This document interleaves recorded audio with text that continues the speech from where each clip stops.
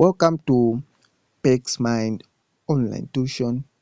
Today we are going to discuss about preeclampsia with me, Francis Lufupa. So this topic we are going to discuss based on a question. So the scenario of the question reads: Mrs. Mary Nyame Gravida 2 comes to antenatal clinic at 32 weeks with complaints of headache. Upon examination, the blood pressure is 160 over 100 millimeters of mercury and the diagnosis of preeclampsia is made. So question A is saying define preeclampsia 5%. Then B, state 5 clinical manifestation of preeclampsia other than the one mentioned in the stem. Then B2, state 5 predisposing factors of preeclampsia 15%. Then C, discuss the medical management of Mrs. Mary Nyame from time of admission. Then D, outline the 5 complications of preeclampsia to the mother and the fetus. Yes, so that is the questions that we are going to answer in this presentation. So before we answer these questions, let's now look at the introduction. So the introduction, we are saying preeclampsia and eclampsia are conditions that occurs in pregnancy and they are ranked amongst the hypertensive diseases that causes maternal and fetal morbidity and mortality. So eclampsia is the 5th global cause of maternal death. This obstetric complication must be watched for in every antenatal woman as they poses a danger to both the mother and the baby. So this complication must occur in second and third trimester of pregnancy. Is it clear? So following the question, let's now look at question A, which is saying define preeclampsia. So preeclampsia is a condition specific to pregnancy occurring after the 20th weeks of gestation, which is characterized by hypertension, proteinuria, and or edema. Okay, so that is preeclampsia. Is it clear? Then we move to question B1, which is saying state the signs and symptoms of preeclampsia. So number 1, we are saying headache due to cerebral hypoxia. So this symptom may be symptomless. Yes. Then there will be visual disturbance due to hypertension. Then there will be epigastric and right abdominal pain. Then there will be signs and symptoms of preeclampsia such as hypertension. There will be proteinuria and edema. So those signs and symptoms, one will present with having preeclampsia. Is it clear? Okay, we now move to question B2, which is saying state the predisposing factors of preeclampsia. So the number 1 predisposing factor, we're saying multiple pregnancy, which causes greater mass of potential tissue.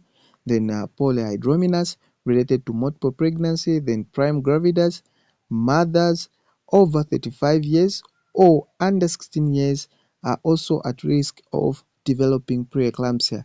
Then diabetes related to the greater mass of placental tissue. Then history of preeclampsia in previous pregnancy or in the family. And last, we have essential hypertension. So because of that, one will be predisposed to have preeclampsia. Let's now look at the classification of preeclampsia. So classification of preeclampsia is divided into 2 according to severity.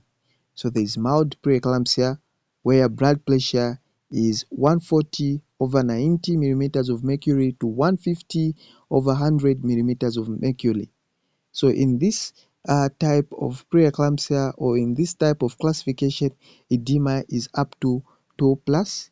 It may be generalized. Then proteinuria of up to 2 plus in the absence of urinary tract infection.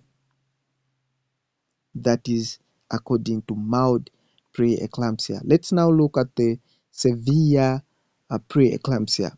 So blood pressure exceed 160 over 110 millimeters of mercury. Then there will be increase in proteinuria. Edema will be 3 plus, which is generalized. Then there will be frontal headache and visual disturbance are usually present. Then there will be upper abdominal pain or epigastric pain with or without vomiting. Is it clear? Yes. Let's now move to question C, which is saying about the management of preeclampsia. So in every management, we must ensure that we have aims. So in this case, our aims, the ultimate aim to prolong pregnancy until the baby is sufficiently mature to survive while safeguarding the mother's life. Then number two, to monitor the disease and prevent it from getting worse. Then number three, prevent complication. So those are the aims for our management. Let's now look at the investigation that we are going to carry out for us to confirm if this is really the preeclampsia. So number one, we are going to do history taking. So patient will review history of having preeclampsia in the previous pregnancy. Yes, like on the predisposing factor, we said previous pregnancy can also cause, if you had preeclampsia in previous pregnancy, it can also cause preeclampsia in the present pregnancy. Okay, so number two, we're saying physical examination. Through inspection, the woman will present with edema of the feet. Then number three, we are going to do urinalysis for proteinuria. Then the proteinuria will be greater or equal to 5 grams in 24 hours. Then number four, we are going to do blood urea and creatinine, which will be raised, and a high level indicates a late stage of renal involvement. Then number five, we are going to do full blood count, where there will be the platelet count is reduced and packed cell volume is increased. So those are the investigation that we are going to do to confirm the diagnosis of preeclampsia. Is it okay? Let's now look at the treatment of preeclampsia. So treatment of preeclampsia is based on antihypertensive. So these may be ordered when the blood pressure exceed 150 over 100 millimeters of mercury in an effort to reduce maternal hypertension and prevent cerebrovascular and eclampsia, and therefore prolonged pregnancy and fetal and maternal survival rate. So what are these drugs that we are going to give? So number one, we are going to give methyldopa 250 to 500 milligram to reduce their hypertension. So it is a long-term treatment until the fetus is more mature. So 35 to 36 weeks of gestation. So this medication takes 24 hours to be effective. Is it clear? Then number two, we are going to give hydralazine or apresolone, 5 milligrams to 20 milligrams. So give when diastolic pressure is above 110 millimeters of mercury. Give intravenously slowly because this drug can cause cardiac arrest. Then lastly, we are going um, to talk about the magnesium sulfate in the treatment of severe preeclampsia. So how to give magnesium sulfate? So number one, get 4 grams or 4 mils of magnesium sulfate and add 12 mils of water for injection to make it 20 mils. So this one, give it slowly intravenously. To be safe, give it 5 to 10 minutes. Then number two, then withdraw 5 grams, which is 10 mils, add 1 ml of 2% lignocaine and inject on one buttock.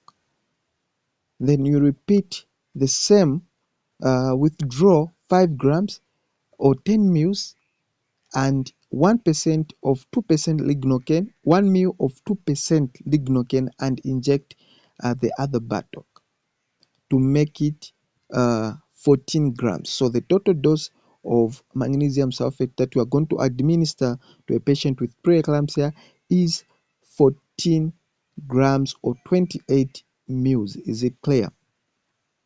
Yes.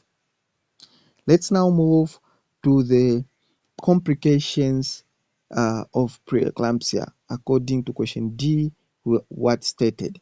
So maternal complication of preeclampsia. So number one, you're saying antepartum hemorrhage due to abruptio placenta. Then there will be eclampsia. Then there will be coagulopathy, including DIC, which is disseminated intravascular coagulation. Then there will be renal failure. Then there will be hepatic encephalopathy. Then there will be pulmonary edema. Then there will be retinal detachment and cortical blindness due to hypertension. Then there will be subarachnoid and intravascular bleeding. So those are the complications that will come with maternal complication. Then fetal complications, there will be intrauterine growth retardation due to reduced oxygen and nutrients to the baby because of hypertension. Then there will be intrauterine fetal death due to reduced nutrients and oxygen to the growing fetus, hence causing intrauterine fetal death. Then there will be prematurity as a result of the same, low oxygen and nutrients to the fetus. Then there will be fetal distress and birth asphyxia due to reduced oxygen going to the fetus. Then there will be perinatal motility. So we have managed to answer the question that we had from question A to question D. Is it clear? So if there are any question, you can drop them in the comment section. Is it clear?